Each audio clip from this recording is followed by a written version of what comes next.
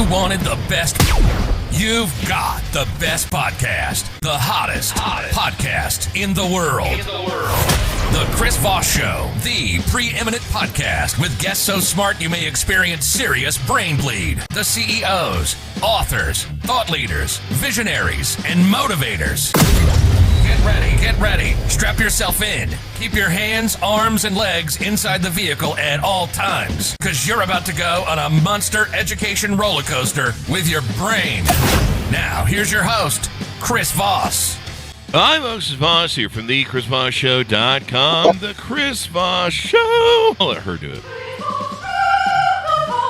There you go. I did it for 14 years, and now she does it, and sometimes I forget. I kind of like doing it. It's kind of fun. There you go. But, after 14 years, I had to hang up the hat and leave it to the opera singer who knows what she's doing, and I certainly don't. We have an amazing gentleman on the show we're going to be talking to today. His name is Vernon Oakes. He's an everything cooperative general partner. We're going to be talking about his business, what he does, his radio show, his podcast, et cetera, et cetera. And we'll get into it. He hosts the leading weekly national radio program for the U.S. cooperative community. He's general partner in Everything Co-op Communications, LLC, a media company that promotes cooperative business models by providing education and resources specifically for under-resourced Americans and their communities. Vernon has significant national and international experience in various business activities, including France, marketing, sales forecasting, distribution and service, and systems design. He became familiar with cooperative business models as a residential property management company owner and has more than 40 years of experience in property and asset management. Welcome to the show, Vernon. How are you? Chris, I'm doing great. How are you doing today? I'm doing excellent, especially now that you're here. It's an honor to have you, sir. Give us your .coms. Where can people find you on the interwebs? So it's everything.coop, everything.coop. There you go. Or everything.coop. Or no, hold on. Everything coop. Never mind. I'm just being funny. Don't do that, people. It's co-op. Co-op. Give us a 30,000 overview of what you guys do there at Everything Co-op Communications. So I got my MBA out of Stanford, and every decision was made on what's the highest rate of return on investment for the shareholder.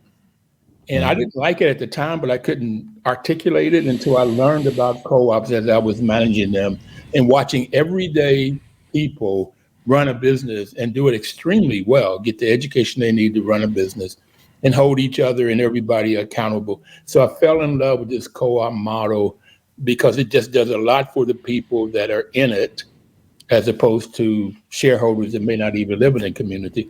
And it benefits the community and families in those communities.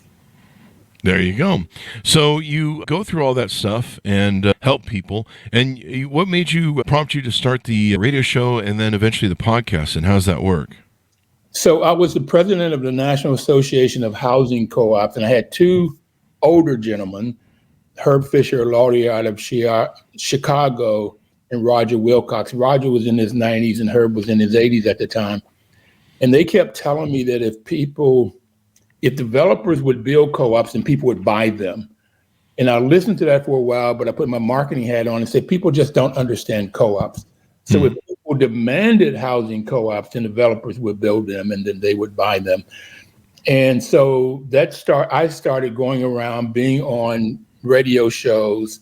And I was on a radio show called the Thornton Business Hour. And the person in charge of the station came out and said, you should have your own show. That was June 11 years ago. And we were only going to do it for the month of October, which is co-op month. And that year, but I liked it, people liked it, and we've been doing it now for almost 11 years. Wow. And then you convert it into the podcast. Is it entitled the same on the podcast? What is it entitled on the podcast thing? Is it the same? Yeah. Okay, so that makes it easy to take and do. It's so funny, all the different business things that are out there. How did you get started in this business? Tell us how you were growing up, how you were influenced, et cetera, et cetera. So I was born in New York City. My parents met there, World War II. They were both World War II vets. But my father was from West Virginia, so we moved to Bluefield, West Virginia, where I grew up. And, we live there was a lot of cooperation, people working together. I remember a group of us got together, dug out a hill, and made a basketball court. So we worked together, and that was good. We integrated in 1955. Went through junior high, middle school, high school, and majority white schools, and then went to Bluefield State College, which was historically black college. Never learned anything about co-ops on that education. Taught a year. Then I went to Penn State and got a master's in math, taught 2 years, and went to Stanford and got an MBA, and then worked for Cummins Engine Company out of Indiana, and then ran a distributorship for them in Puerto Rico. Then I came to DC, worked for Howard and ran their MBA program a couple of years, but I taught marketing there. And then I started my property management business. Wow. That led me to co-ops. There you go. So define what a co-op is for people. Let's get a breakdown, lay a foundation on the meaning of that as you describe it. A co-op, as I describe it, is a business created by its members for the benefit of its members. Ah. Okay. And there are basically 4 types of co-ops. It's if the business is owned and controlled by the employee, it's called a worker co-op, and therefore you can have any business you can think of. If the business is owned and controlled by the people that uses those products or services, it's called a consumer. They consume the products or services. And there you have credit unions, housing co-ops, rural electric co-ops, or consumer co-ops, REI, that a lot of people know about, recreation equipment. Then there's 2 more that a lot of farmers use. One is called a purchasing co-op, where a bunch of farmers come together and buy in bulk, and normally they create a business that buys in bulk, and therefore they get a better product at a lower price.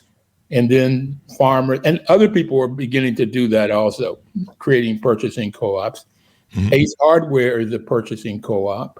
Oh, really? All those hardware dealers belong to Ace, which buys and warehouses nails and stuff, so they can compete against the big box stores. Oh, wow. That's why Ace has stayed around all these years. Yes. Yeah. Huh. Marketing co-ops are co-ops that individuals or businesses, again, farmers, will come together and create a business to market their products. So a farmer can therefore spend their time growing whatever they grow, and then they have another company they can send their milk to, or cows to, or eggs to. Like farmer co-ops. Yeah. And those are marketing co-ops, or sometimes they're called producers. Cap Creamery is an example of that. They take the milk and they make cheese and cottage cheese. But there's all kinds of, I'm just trying to think of, I used to, I just had a brain. There's all kinds of farmer co-ops. Let me just leave it at that. There you go. Yeah. And so when you do your radio show, when you do your podcast, when you do your consulting, I imagine you do consulting for this as well, coaching or something like that? Yes. Yeah. When you do that, are you usually helping people know how to navigate the ones they have currently set up better? Or are you doing them to help them, show them ways that they can benefit by setting it up and making things work? Most of what I do is I help people to figure out how to do it better. I do a lot of training in financial management.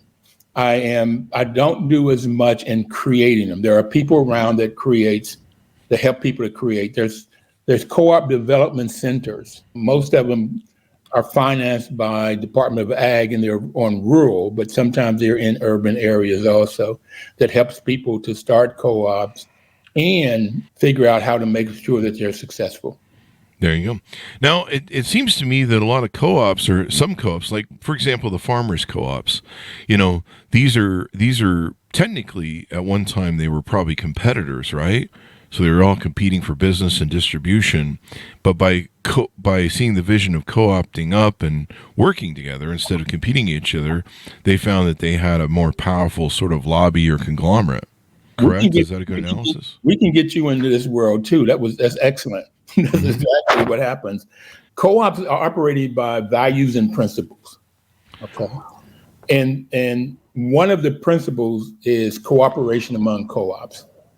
And co-ops end up helping each other. Another principle, which is the one I liked first, was the fifth principle is education, training, and information.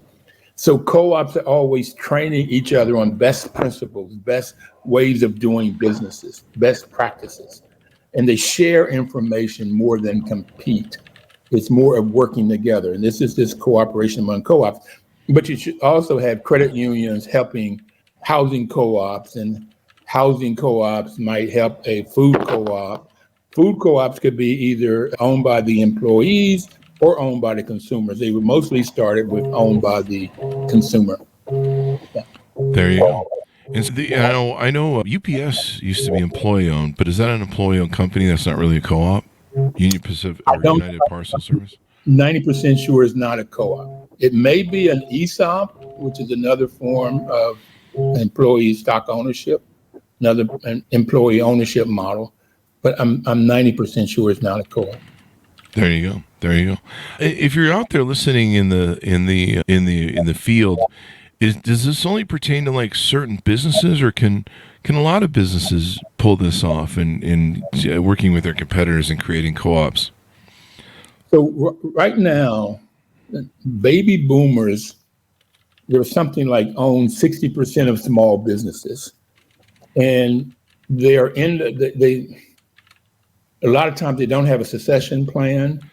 And so these turning into a employee owned, either a co-op or ESOP, turning into an employee owned is a great way of the business owner getting some of the asset value out of the business. Mm-hmm.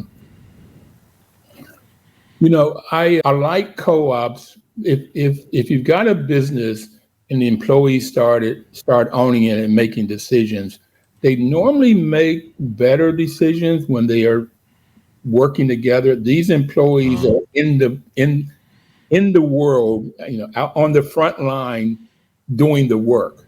Mm-hmm. So they understand the business and getting that information back to the decision table. Mm-hmm. That's why co-ops, for the most part, if a co-op is started today, 10 years from now, 90% of them are still in business. But if it's a capitalistic business, 90% of them are out of business. Mm-hmm.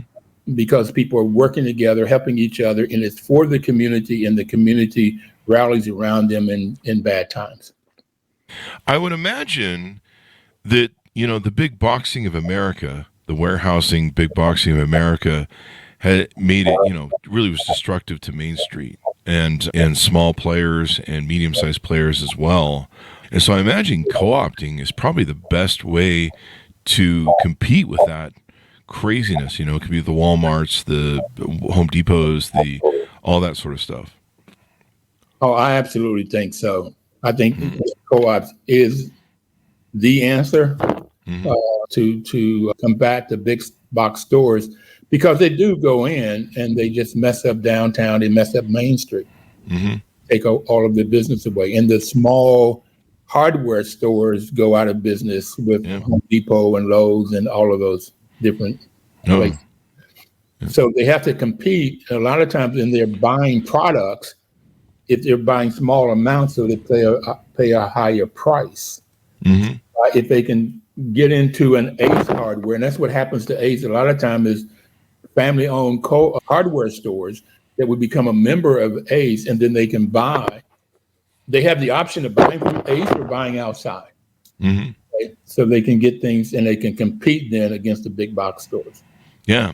And, we've had with coaches, a lot of coaches compete with each other in the coaching market. We've had people on the show, they've created coaching conglomerates.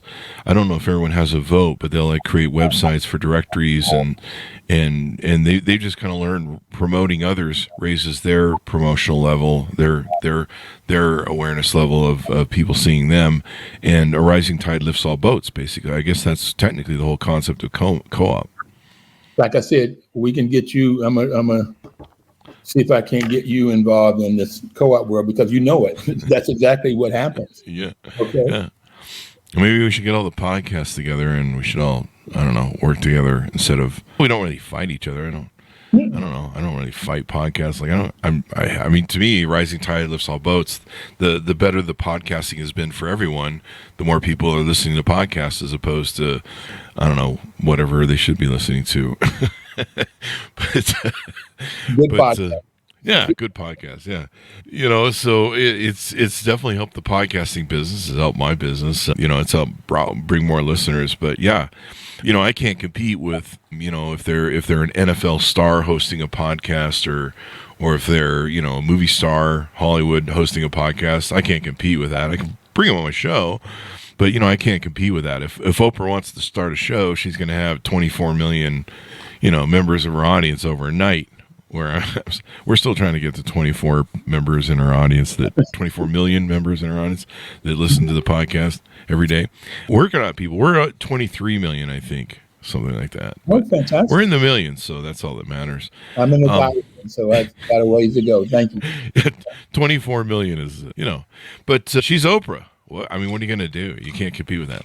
So maybe we should all bind together and fight Oprah. We should all the podcasts should get together and we'll just go to war with Oprah and talk shit about her. No, I'm just kidding. Well, don't do that. I think another way of doing it is see if we can get Oprah included into the co-op world or working together so we can live all tied up. Yeah, we can get Oprah to just give us all cars, man. Yeah. You get a car and your podcast gets a car and your podcast gets a car. I like this idea. See, this is why you're the pro at this. So what are some other aspects? What are some of the challenges you run into with co-ops? Is there maybe some, because sometimes people don't get along well. So I found that my mind went to ticking. And so not only is it Cabot Creamery in terms of marketing co-ops, but Land O'Lakes, Ocean Spray. Oh, that's right, Land O'Lakes. Okay. There's a co-op in Pittsburgh called Ujamaa that are Black females that are artists. Artists are beginning to use co-ops because they have a storefront where they sell their jewelry and paintings and clothing, which individual artists couldn't do, and they have a web page presence.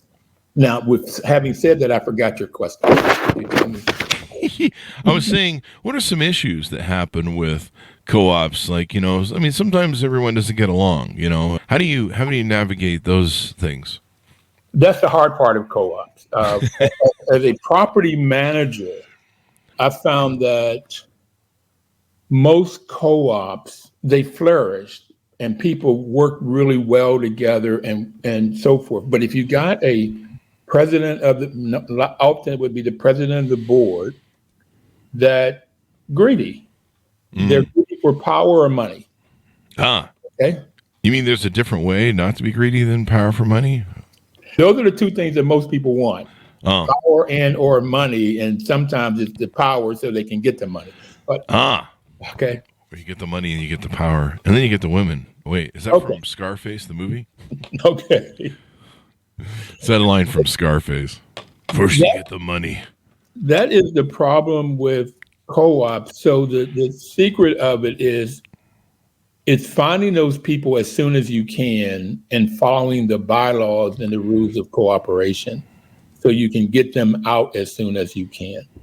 As a property manager, I found it difficult because I wanted to do things according to federal laws, DC, I'm in Washington, DC laws, and then the bylaws of the co-op in that order. And so when I found somebody that was not following the laws, it was normally because they wanted something. And too often it was that power. So it is as soon as you can.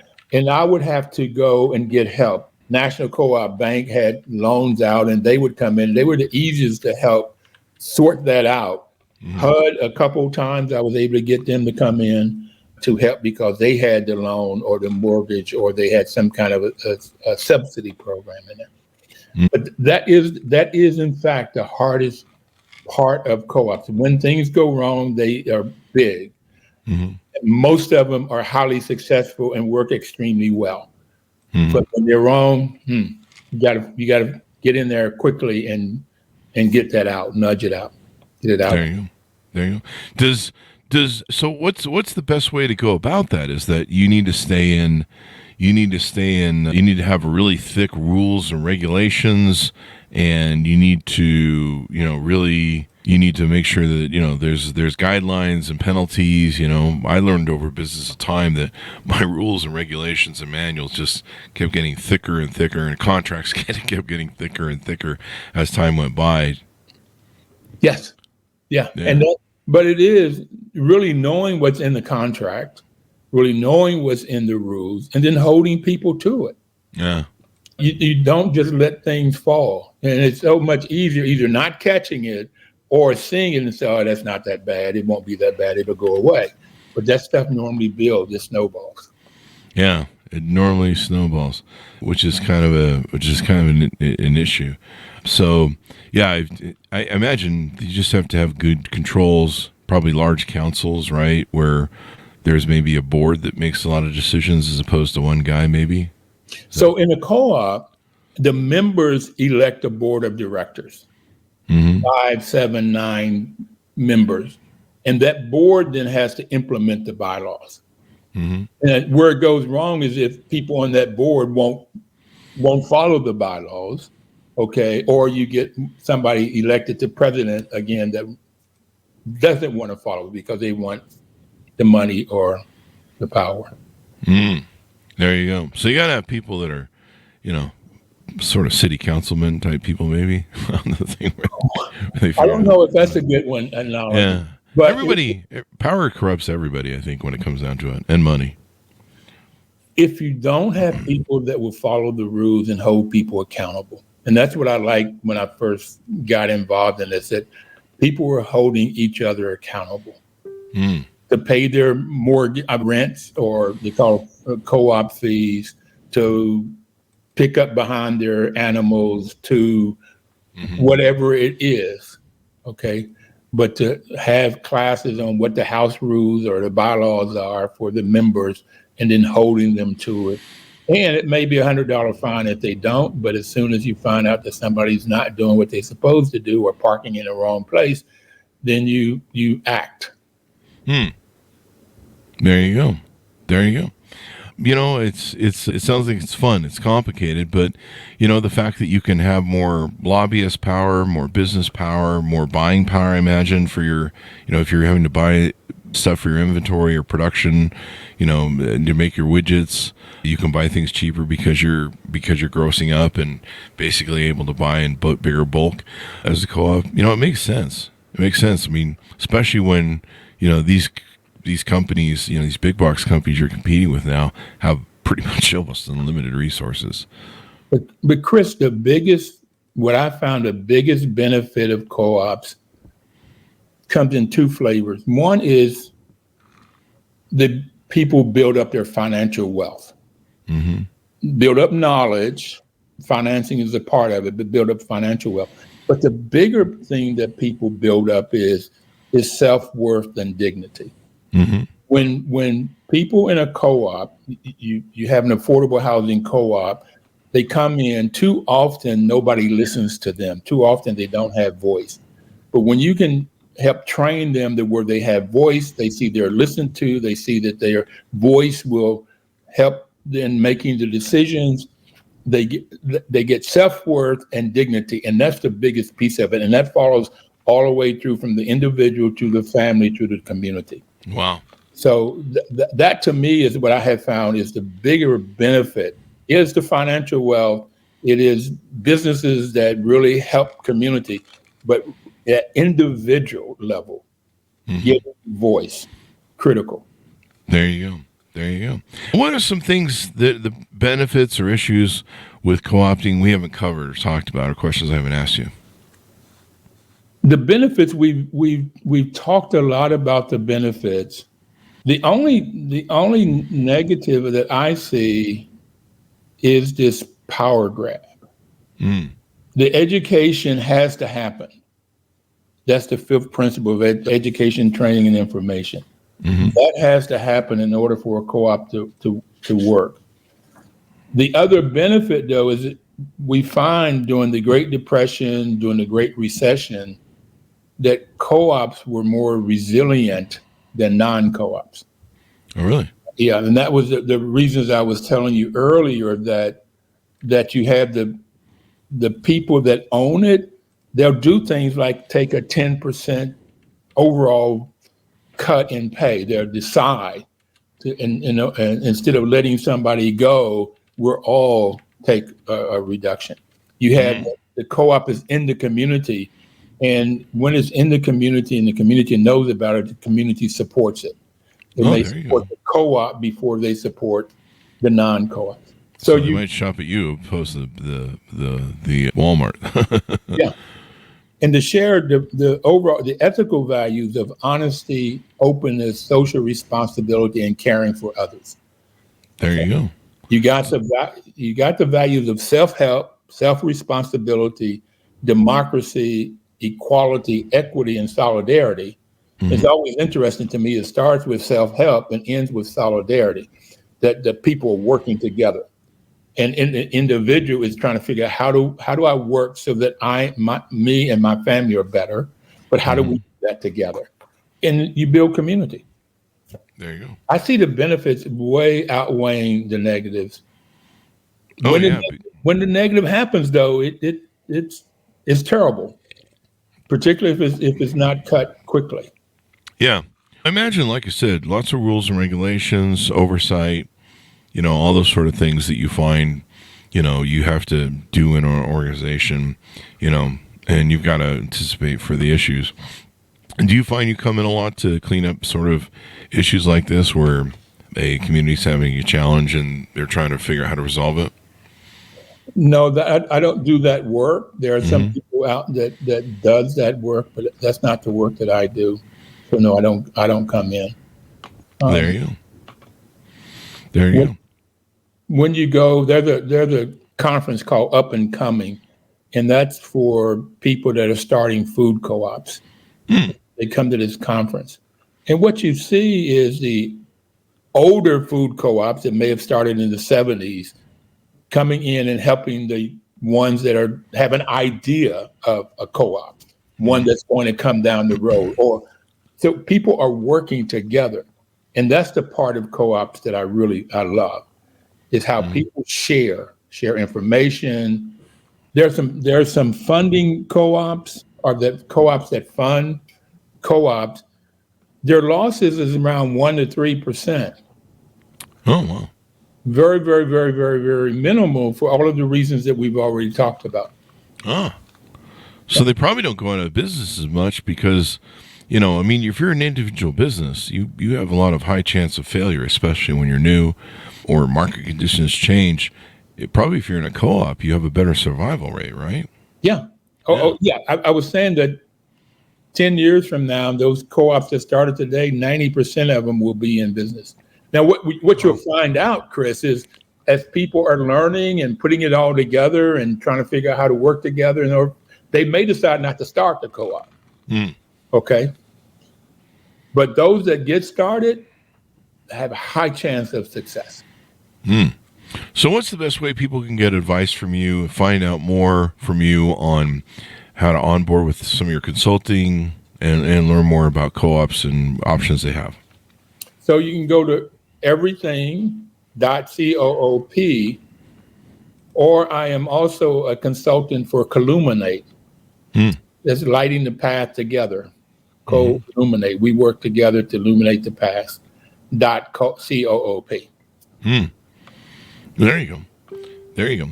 And people can listen to the podcast, et cetera, et cetera. And final thoughts as we go out on the show.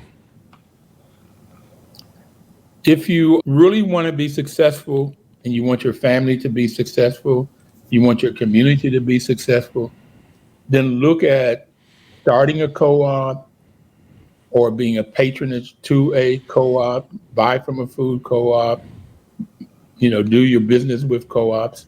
It's a way that really help the community and help the individual. There you go. And survivalship, too. I love the survivalship aspect of it. There's so many companies I've started that they just didn't survive, partially because we had too many things going on, too many plates spinning at one time. But, they just didn't hit. And then I had companies that did hit and did very well for 20 years. And then, the 2008 crisis came. Yeah. You can laugh about it now. And then I'm going to go cry after the show. Anyway, no, I'm just kidding. I'm over it. But I think I am. I don't know. Do I sound like I'm over it? I don't sound like I'm over it. But I'm being funny. So thank you very much, Vernon, for coming on the show. We really appreciate it. Thank you, sir. And I'd love to have you on the show. And I want to get you to be a cooperator. You Let's chat about it. You have the foundation. You know what, though? I don't work good with other people, though. That's my issue. That's why I'm an entrepreneur, because I know. So there you go.